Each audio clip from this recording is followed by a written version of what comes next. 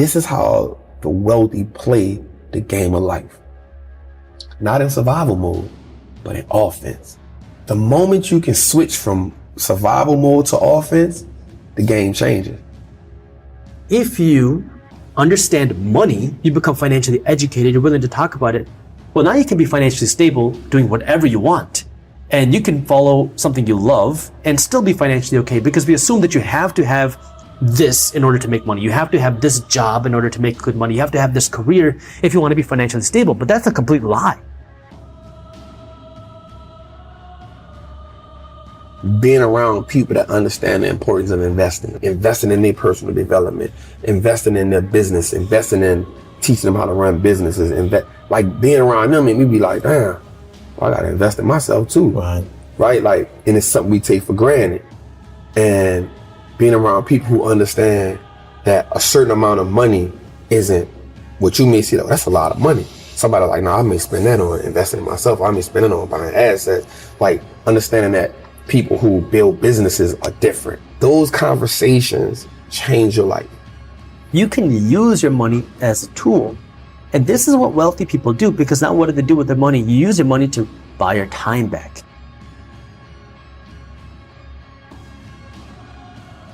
Because what so many of us do is we're exchanging our hours for dollars. You go to work every single day and you get paid, but what are wealthy people doing? They're not working just to use their money as a way to buy hours. They're using the money to buy their time back. Yes. Because now you can build things and build processes and invest your money, because now you can use your money as a tool instead of as a fool. But you got no savings, you got no investments, you're doing something wrong. Your priorities are in the wrong place. What are you doing? You're making Gucci rich, you're making Louis Vuitton rich, you're making all these companies rich, but you're keeping yourself broke. Follow your passion, follow your passion. I think it should be follow your purpose. Everybody should at least once in their life go all in on something. Something that you just believe in. That's living to me. Because for me, I don't need motivation. Because when I look at my life, my motivation is saying I'll never go back to that again. Right. My motivation is saying that I have a daughter that I never want her to experience that life. Right?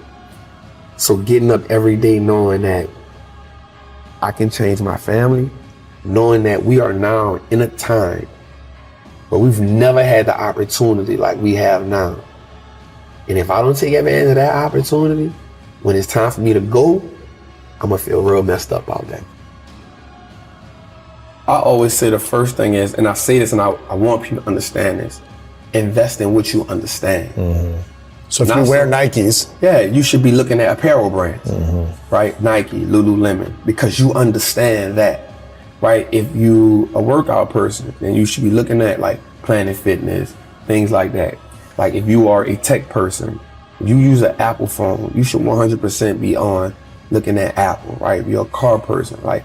But one of the things I like now is fintech, financial technology. So everybody uses PayPal or Square, right? That is the way money is changing. The way we using money is completely different now. So I think everybody should be investing in fintech right now, 100%. But I look at it as, so every investor has what's called an investor identity.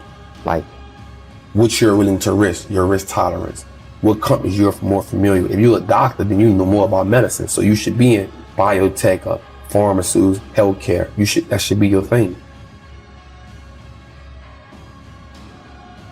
If you are, again, a person who's in software, then cybersecurity, software, that's where you're going to be strong at. Invest where your strong points are. I remember Warren Buffett said for a long time, he didn't understand technology. So he didn't buy technology. He didn't buy Apple stock till like 2017. Right? So I learned that from him. He says, I put things in a too hard box. Right? Yeah. So the easiest thing is like wherever you work at, like look around. Wherever you shop at, look around. Every time I buy a product, I'm looking at who made it.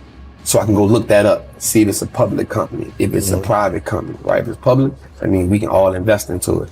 If I can invest into it, I want a piece of it. You know what I'm saying? Just to keep it simple. We don't even have to make it hard.